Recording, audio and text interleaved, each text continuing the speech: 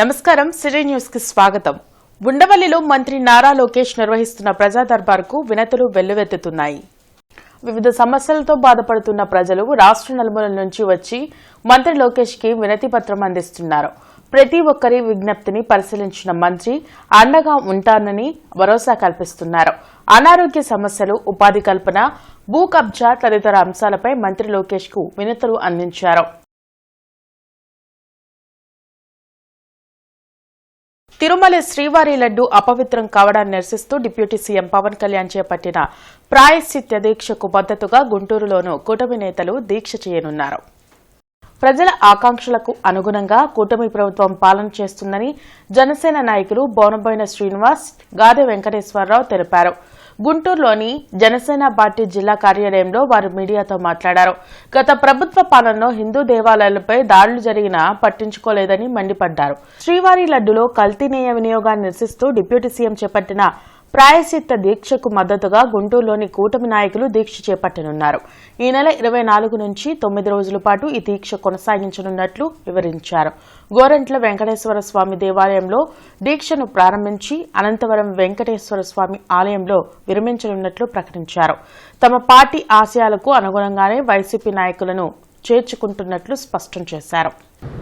YV Subbareddy గారిని, భువన కరుణాకర్ రెడ్డి గారిని TTD చైర్మన్గా ప్రకటించినప్పుడే రాష్ట్ర వ్యాప్తంగా కూడా అందరూ కూడా ముక్కును వేసుకున్నారు. కానీ ప్రజలంటే లెక్కలేనటువంటి అప్పటి ప్రభుత్వం, జగన్మోహన్ రెడ్డి యొక్క ప్రభుత్వం వారినే కొనసాగించింది. దాని పర్యవసానమే ఈ రోజున 5 సంవత్సరాల పాటు తిరుపతి లడ్డు అపవిత్రమైంది. మా నాయకుడు పవన్ కళ్యాణ్ గారు ప్రభుత్వం తరఫున ప్రజలందరినీ కోరుతా ఉన్నారు. అందరూ కూడా మనం ప్రాయశ్చిత్త దీక్ష చేపట్టాలని ఆ దేవదేవుడిని కోరుకుంటూ ఆయన నిన్న ప్రాయశ్చిత్త దీక్ష చేపట్టడం జరిగింది. అంటే ఆ తప్పును క్షమించమని ప్రజలందరి తరఫున చెప్పి ఆయన ఒక దీక్ష చేపడతాం.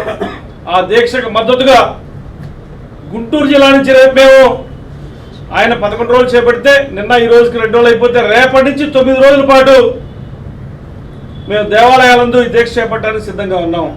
ఇలా రానున్నటువంటి రోజుల్లో జరగదు. ఒక జవాబుదారితనంతో ఈ కూటమి ప్రభుత్వం అక్కడ పాలక మండలిని కూడా ఏర్పాటు చేస్తుందని మీరందరూ కూడా గమనించండి. ఖచ్చితంగా మీకోసమే ఈ కూటమి ప్రభుత్వం పనిచేస్తుంది. మీ యొక్క మంచి కోసమే ఈ కూటమి ప్రభుత్వం ఉంటుంది. ఈ రాష్ట్రం అభివృద్ధి కోసం ఈ కూటమి ప్రభుత్వం ఉంటుంది. కాబట్టి కూటమి ప్రభుత్వం చేసే ప్రతి పనిలో కూడా మీరు సంఘీభావంగా ఉండండి. ఖచ్చితంగా మన కోసం, మీకోసం మంచి చేసుకునే అవకాశాన్ని మీరందరూ కూడా కల్పించాలని రాష్ట్ర ప్రజలందరూ మరొకసారి కోరుకుంటూ గుంటూరు తూర్పు నియోజకవర్గంలో స్వచ్ఛతా హీ సేవా కార్యక్రమం కొనసాగుతోంది. ఆనందపేటలోని ప్రాథమిక ఆరోగ్య కేంద్రంలో పారిశుధ్య కార్మికులకు ఉచిత మెడికల్ క్యాంప్ నిర్వహించారు. ఎమ్మెల్యే నసీర్ పాల్గొని ఈ వైద్య శిబిరాన్ని ప్రారంభించారు. ప్రతి ఒక్కరూ పరిసరాలను పరిశుభ్రంగా ఉంచుకోవాలని ఎమ్మెల్యే సూచించారు. కార్యక్రమంలో బీజేపీ జిల్లా అధ్యక్షులు వనమా నరేంద్ర కుమార్, డీఎంఎన్ హెచ్ఓ విజయలక్ష్మి, ఇతర వైద్య అధికారులు పాల్గొన్నారు.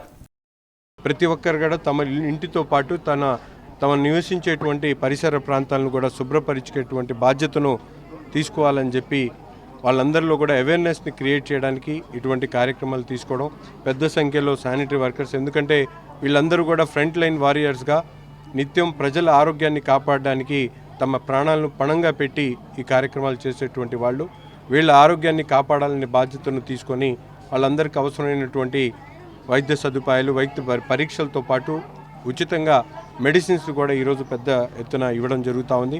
ప్రజలు జ్వరాల బారిన పడకుండా తగిన జాగ్రత్తలు పాటించాలని డీఎంఎన్ హెచ్ఓ విజయలక్ష్మి సూచించారు. పరిసరాలను పరిశుభ్రంగా ఉంచుకోవాలని తెలిపారు.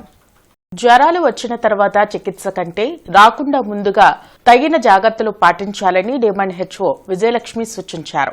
ఇంటి పరిసర ప్రాంతాల్లో నీరు నిల్వ ఉండకుండా చూడాలని, దోమలు వృద్ధి చెందకుండా చర్యలు చేపట్టాలని తెలిపారు. పారిశుధ్యం క్షీణించకుండా చూడాలన్నారు. ప్రతి ఒక్కరూ తమ వంతు బాధ్యతగా వ్యవహరిస్తే సీజనల్ వ్యాధులు దరిచేరవని ఆమె చెప్పారు. అంటే మార్నింగ్ 6 to 7 దోమలని కూడా లోపలికి వచ్చే టైమింగ్స్, అలాగే సాయంత్రం 4 to 7 అటువంటి టైంలో ఈ విండోస్ కానీ తలుపులు కానీ వేసుకుంటే దోమలు లోపలికి రావు. తర్వాత మనకి మెష్లు కూడాను దోమలు రాకుండా మనం మెషెస్ అవన్నీ పెట్టుకోవటము. తర్వాత చిన్న చిన్న చిట్కాలు, ఈ వేపాకు పొగ అవన్నీ పెట్టుకుంటే దోమలు రావు. చిన్నపిల్లలు ఎవరైనా ఉంటే వాళ్ళు బయట ఆడుకునేటప్పుడు మనకి ఫుల్ స్లీవ్స్ తోటి కవర్ చేసుకుంటూ పంపిస్తే పిల్లలు కూడాను దోమలు కొట్టకుండా ఉంటాయి. మీ దగ్గరలో ఉన్న యూపీహెచ్సీలు లేదా పీహెచ్సీలకు వెళ్ళండి, రక్త పరీక్షలు చేయించుకోండి. మీకు ఎటువంటి అవసరం ఉన్నా, మీకు బ్లడ్ ట్రాన్స్ఫ్యూజన్ కానీ లేదా ప్లేట్లెట్స్ అవి తగ్గిపోయాయి అంటే ప్లేట్లెట్స్ ఇవ్వడం కూడా మేము సిహెచ్సిలోను మన గవర్నమెంట్ హాస్పిటల్ జీజీహెచ్లో కూడా ఇస్తున్నాము. సో మీరు మా సర్వీసెస్ని ఉపయోగించుకోండి, పర్సనల్ కేర్ తీసుకోండి. అవి రాకుండా తీసుకోవాల్సిన జాగ్రత్తలు మీరు పాటిస్తూ వచ్చిన తర్వాత మాత్రం మమ్మల్ని, మా హెల్త్ స్టాఫ్ని కాంటాక్ట్ చేయండి. మార్క్సిస్ట్ మేధావి సీతారాం ఏచూరి సంస్మరణ సభ రేపు గుంటూరులో జరగనుంది. బ్రాడీపేటలోని సిపిఎం కార్యాలయంలో నిర్వహించే ఈ సభలో వివిధ రాజకీయ పార్టీల నాయకులు, వామపక్ష నేతలు పాల్గొననున్నారు. కార్యక్రమానికి సంబంధించిన పోస్టర్ను సిపిఎం కార్యాలయంలో నళినీకాంత్, నికల్సన్, శ్రీనివాసరావు, ముత్యాలరావు తదితరులు ఆవిష్కరించారు. ఇండియా కూటమి ఏర్పాటులో ఏచూరి కీలక పాత్ర పోషించారని, బీజేపీ మతతత్వ విధానాలపై నిరంతరం పోరాటాలు చేశారని నళినీకాంత్ గుర్తు చేశారు. సీతారాం ఏచూరి గారితో ఆ రాజకీయాలతో అనుబంధం ఉన్నటువంటి అనేక మంది ప్రముఖులు, మేధావులు కూడా ఈ సభలో పాల్గొంటున్నారు. వివరాలు సాయంత్రం ఈ సభలో గుంటూరు నగరంలో ఉన్న ప్రజలందరూ ఈ సభలో పాల్గొని జయప్రదం చేయాలని కోరుతా ఉన్నారు. 2024 ఎన్నికల్లో బీజేపీ ప్రభుత్వాన్ని మళ్ళీ అధికారం రాకుండా చేయడం కోసం ఇండియా కూటమి ఏర్పాటు చేయడంలో ఒక కీలకమైన పాత్ర కాబట్టి సీతారాం ఏచూరి గారు నిర్వహించారు. అందుకనే ఈరోజు రాజకీయాలకు అతీతంగా అందరూ మేధావులు, రాజకీయ నాయకులు కూడా కాబట్టి సీతారాం ఏచూరి లేని లోటుని గుర్తిస్తూ ఆయన అనేక మంది దోహాలు అర్పిస్తున్నారు. ఈ నేపథ్యంలోనే ఈరోజు 24వ తారీఖున గుంటూరు నగరంలో ఈ సంస్కరణ సభ ఏర్పాటు చేస్తూ ఉన్నాం. ఈ సభలో గుంటూరు నగర ప్రజలందరూ పాల్గొనాలని చెప్పి కోరుతా ఉన్నాం. పొలం పిలుస్తుంది పోస్టర్ను అధికారులతో కలిసి వేమూరు ఎమ్మెల్యే నక్కా ఆనందబాబు ఆవిష్కరించారు. పొలం పిలుస్తుంది వ్యవసాయాన్ని లాభసాటిగా మార్చేందుకు ఈ కార్యక్రమాన్ని నిర్వహించారు. ప్రతి మంగళవారం, బుధవారాల్లో వ్యవసాయ అనుబంధ శాఖల అధికారులు, శాస్త్రవేత్తలు, ప్రజాప్రతినిధులు పొలం బాట, పంటల సాగుపై చర్చలు జరపనున్నారు. రైతులకు ఆధునిక వ్యవసాయ సాంకేతిక సమాచారాన్ని, పరిజ్ఞానాన్ని చేరువ చేయడమే ఈ కార్యక్రమ ముఖ్య ఉద్దేశమని నక్కా ఆనందబాబు తెలిపారు. వ్యవసాయ అనుబంధ శాఖల పథకాలపై అవగాహన కల్పించనున్నారు. క్షేత్ర సమస్యలకు తక్షణ పరిష్కారం చూపడం ఈ కార్యక్రమం ముఖ్య ఉద్దేశమన్నారు. తక్కువ పెట్టుబడి, అధిక ఉత్పత్తి, ఎక్కువ నికర ఆదాయం దిశగా ప్రోత్సహించనున్నట్లు నక్కా ఆనందబాబు తెలిపారు. కేంద్ర ప్రభుత్వం కార్మికుల హక్కులను కాలరాస్తున్నారని కార్మిక సంఘాల నేతలు మండిపడ్డారు. దీనిని నిరసిస్తూ హ్యూమనీ సెంటర్ గాంధీ బొమ్మ వద్ద ఆందోళన చేపట్టారు. ప్రధాని మోడీ కార్మికుల హక్కులకు భంగం కలిగిస్తూ అనేక చర్యలు చేపడుతున్నారని కార్మిక సంఘాల నేతలు వెలుగురి రాధాకృష్ణ, దండ లక్ష్మీనారాయణ ఆరోపించారు. వెంటనే ఆ చట్టాలను రద్దు చేయాలని డిమాండ్ చేశారు. కేంద్ర ప్రభుత్వ తీరుకు నిరసనగా కార్మిక సంఘాల ఐక్యవేదిక ఆధ్వర్యంలో నిరసన కార్యక్రమం చేపట్టారు. కార్యక్రమంలో సంఘాల నేతలు అరుణ్ కుమార్, అంజిబాబు, పిచ్చయ్య తదితరులు పాల్గొన్నారు. మొత్తం కార్మికుల యొక్క శ్రమ దోపిడీకి ఎటువంటి ఆటంకం లేకుండా తయారు చేసుకోవడానికి వీలుగా ఈ కార్మిక కోడ్లు ఉన్నాయి. అందుకని కార్మిక కోడ్లు రద్దు చేయాలని గత 10 సంవత్సరాల నుంచి దేశంలో ఉన్నటువంటి కార్మిక సంఘాలు యావత్తు కొన్ని కోట్ల మంది రోడ్ల మీదకి వచ్చి ఆందోళన చేశారు, సమ్మెలు చేశారు, పార్లమెంటు దగ్గర ధర్నాలు చేశారు. మరి నిరసన ప్రదర్శనలు అనేక సార్లు అనేక రాష్ట్రాల రాజధానుల్లో మహాపడావులు నిర్వహించారు, పెద్ద ఎత్తున పోరాటాలు చేశారు. కానీ ఇవేవి కూడా నరేంద్ర మోడీని కదిలించలేదు. అయితే వీటిని అమలు జరపటం మాత్రం ఆయన ముందుకు రావడానికి సాహసించలేదు. 26,000 కనీస వేతనం ఇవ్వాలి, 12 గంటల పని విధానాన్ని అవి ఏవైతే ప్రతిపాదనలు ఉన్నాయో వాటిని మానుకోవాలి. చట్టాలు ఈ కార్మిక కోడ్లు రద్దు చేసే వరకు కూడా మేము భవిష్యత్తులో మరిన్ని పోరాటాలకు సిద్ధమవుతున్నామని చెప్పి తెలియజేస్తున్నాం. ఈరోజు కనుక కార్మిక హక్కులు కనుక హరించబడితే కార్మికులు బానిసలుగా మారే ప్రమాదం ఉంది. అదేవిధంగా రైతులకు సంబంధించిన చట్టాలు కూడా మారితే రైతులు కూలీలుగా మారి ప్రమాదం ఉంది. కాబట్టి ఈ రెండు దేశ ఆర్థిక వ్యవస్థకి కీలకం, అవి నష్టపోయే ప్రమాదం ఉంది. కాబట్టి దేశం ముందుకు వెళ్ళాలి అంటే కార్మిక చట్టాలని తిరిగి పునరుద్ధరించాలి. అదేవిధంగా రైతాంగ నల్ల చట్టాలని రద్దు చేయాలని చెప్పేసి ఈ సందర్భంగా మేము కేంద్ర ప్రభుత్వాన్ని డిమాండ్ చేస్తున్నాం. కార్పొరేషన్లో ప్రజా ఫిర్యాదుల పరిష్కార వేదిక కార్యక్రమం జరిగింది. కమిషనర్ పులి శ్రీనివాసులు ప్రజల నుంచి ఫిర్యాదులు స్వీకరించారు. ఆయా సమస్యల పరిష్కారంకు చర్యలు తీసుకోవాలని అధికారులను ఆదేశించారు. కృష్ణానగర్లో అక్రమ కట్టడాలకు టౌన్ ప్లానింగ్ అధికారులు సహకరిస్తున్నారని, నిర్మాణాలను నిలిపివేయాలని హైకోర్టు ఆదేశాలు ఉన్నా పట్టించుకోవడం లేదని ఓ బాధితుడు కమిషనర్కు ఫిర్యాదు చేశారు. అలాగే ఓల్డ్ క్లబ్ రోడ్లో అనుమతులు లేకుండా హాస్పిటళ్లు ఏర్పాటు చేస్తూ ట్రాఫిక్ కు అంతరాయం కలిగిస్తున్నారని అంబేద్కర్ యూత్ ఆర్గనైజేషన్ ఫిర్యాదు చేసింది. కార్పొరేషన్ పరిధిలోని పార్కులను సుందరీకరిస్తున్న అధికారులు మరుగుదొడ్ల నిర్వహణపై కూడా దృష్టి పెట్టాలని సిపిఐ నేతలు వినతి పత్రం అందించారు. మా ఇంటి పక్కన అక్రమ నిర్మాణం కడుతున్నారు. G+2 పర్మిషన్ తీసుకొని G+3 నిర్మాణం చేశారు. అలాగే సెల్లార్లో కూడా నిర్మాణం చేశారు.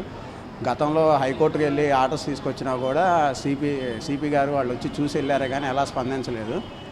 టీపీఎస్ రిజ్వానా గారు పూర్తిగా అక్రమానికి పూర్తిగా సహాయక సహకారాలు అందిస్తూ ఆమె మా మీదే దాడి చేస్తూ నీ మీద కేసులు పెడతామని బెదిరించడం కూడా జరిగింది. దాని తగ్గ వీడియో ఎవిడెన్స్ కూడా మా దగ్గర ఉంది. గతంలో ఒకసారి పాత కమిషనర్ గారికి రిప్రజెంటేషన్ చేశాము. లేటెస్ట్గా హైకోర్టు నుంచి మళ్ళీ ఆర్డర్స్ కూడా తెచ్చుకున్నాం నిర్మాణాన్ని ఆపుదల చేయమని. దాని మించి మున్సిపల్ కమిషనర్ గారిని కలిసి రిప్రజెంటేషన్ చేయడానికి వచ్చాము. అదేవిధంగా కొత్తపేటలో ఉన్న హాస్పిటల్స్ అన్నీ కూడా పర్మిషన్ లేనివి, కార్ పార్కింగ్ లేనివి కూడా సెల్లార్లో వాళ్ళ హాస్పిటల్స్ మెడికల్ షాపులని పెట్టి మరి ట్రాఫిక్ అంతా అంతరాయం చేస్తూ కొత్తపేటలో చాలా హాస్పిటల్ అదంటే కమిషనర్కి, ఏఈలకి, వర్క్ ఇన్స్పెక్టర్లకి, డిఈలకి ఎవరు ఫార్మాలిటీ వాళ్ళకి ఇచ్చాము, మీరు చేసిన ఏం చేయగలిగేది లేదని డాక్టర్లందరూ కూడా ప్రైవేట్ హాస్పిటల్స్ అన్నీ కూడా చాలా వాళ్ళు మరీ దుర్మార్గంగా మాట్లాడుతూ కమిషనర్, మున్సిపల్ కార్పొరేషన్ అంటే వాళ్ళకి గౌరవం లేకుండా మాట్లాడుతూ అసభ్యకరంగా మాట్లాడుతున్న హాస్పిటల్ యాజమాన్యాన్ని మొత్తాన్ని కూడా దాని మీద ఎంక్వైరీ చేసి వాళ్ళకి కఠినమైన చర్యలు తీసుకొని పర్మిషన్ లేని వాళ్ళు ఏదైతే హద్దులో పర్మిషన్ ఉన్న వాటిని డిస్క్వాలిఫై చేయాలని మరి అంబేద్కర్ యూత్ ఆర్గనైజేషన్ తరఫున తెలియజేస్తూ జిల్లా జనసేన పార్టీ అధికార ప్రతినిధి ఆలహరి 70-71 సచివాలయ పరిధిలోని శ్రీనివాసరావు తోటలో సచివాలయ సిబ్బంది కూటమి నేతలతో కలిసి ఇది మంచి ప్రభుత్వం పాంప్లెట్స్ ను ఇంటింటికి తిరిగి పంచారు. ఎన్డీఏ కూటమి ప్రభుత్వం 100 రోజుల పాలన పట్ల ప్రజలు ఆనందం వ్యక్తం చేస్తున్నారని ఆయన తెలిపారు. ప్రధానంగా ముఖ్యమంత్రి చంద్రబాబు, ఉప ముఖ్యమంత్రి పవన్ కళ్యాణ్ల సుపరిపాలనపై ప్రజలు పూర్తి సంతృప్తి వ్యక్తం చేస్తున్నారని జిల్లా జనసేన పార్టీ అధికార ప్రతినిధి ఆలహరి హర్షం వ్యక్తం చేశారు. ప్రభుత్వ పరిపాలనపై ప్రజల అభిప్రాయాలను అడిగి తెలుసుకున్నారు. ఈ సందర్భంగా ఆలహరి మాట్లాడుతూ వైసీపీ పరిపాలన ఒక పీడకలని, జగన్ ఓడిపోవడంతో తమ గుండెల్లో పెనుభారం దిగినట్లు ఉందంటూ ప్రజలు చెబుతున్నారన్నారు. అతిపెద్ద సంక్షోభంలోనూ సంక్షేమాన్ని, అభివృద్ధిని కొనసాగిస్తూ చంద్రబాబు నాయకత్వం పట్ల ప్రజలు హర్షం వ్యక్తం చేయడం ఎంతో ముదావాహం అన్నారు. ఇది మంచి ప్రభుత్వం అంటూ మేము చెప్పేలోపే ప్రజలు ఈ ప్రభుత్వం చేసిన మంచి పనుల గురించి వివరిస్తున్నారని అన్నారు. చంద్రబాబు, పవన్లు రాష్ట్రాన్ని కాపాడుతున్నారంటూ చెప్పడం కూటమి ప్రభుత్వం పట్ల ప్రజలు ఎంత సంతృప్తిగా ఉన్నారో అర్థమవుతుందన్నారు. కార్యక్రమంలో 70-71 సచివాలయ సిబ్బంది తదితరులు పాల్గొన్నారు. ఈ 100 రోజుల్లో ఏదైతే మంచి కార్యక్రమాలు చేశారో వాటన్నిటి కూడా ప్రజలకు తెలియజేసే విధంగా ఇది మన ప్రభుత్వం అని చెప్పేసి ప్రతి ఒక్కరిని కలమని చెప్పడం జరిగింది. అయితే ఇక్కడ విశేషం ఏంటంటే మేము ఎక్కడికైతే ప్రజల దగ్గరికి వెళ్ళామో, అమ్మ ఇది మంచి ప్రభుత్వం, చంద్రబాబు నాయుడు గారు, పవన్ కళ్యాణ్ గారు ఇన్ని మంచి పనులు చేశారని మేము చెప్పేలోపే ప్రజలే ఇది మంచి ప్రభుత్వం, ఇన్ని బాధల్లో ఉన్నా కూడా మా అందరికి కూడా పింఛన్లు ఇస్తూ ఉన్నారు, అభివృద్ధి కార్యక్రమాలు చేస్తూ ఉన్నారు, సంక్షేమ పథకాలు కొనసాగిస్తూ ఉన్నారు. ముఖ్యంగా ప్రభుత్వం ఏర్పడిన మొదటి నెల 7,000 రూపాయలు పింఛన్ అనేది మామూలుగా రికార్డు స్థాయిలో పంచారు. ఆ తర్వాత ఇవి ఇప్పటివరకున్న వార్తా వివరాలు. మరికొన్ని వార్తా విశేషాలతో మళ్ళీ కలుద్దాం. అంతవరకు సెలవు. నమస్కారం.